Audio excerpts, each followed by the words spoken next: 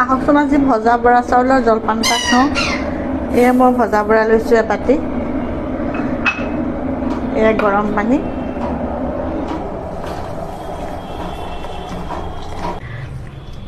এয়া এতিয়া টুকিব পৰা হ'ল।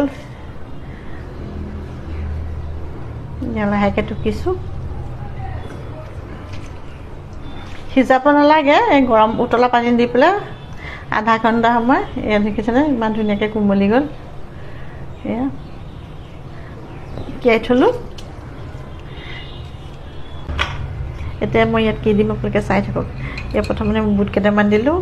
মই গাখীৰে খাই বেয়া পাওঁ দেখি, সেইকাৰণে মই এই নিমখ তেলে দি এয়া ধনিয়া পাত দি দিছোঁ।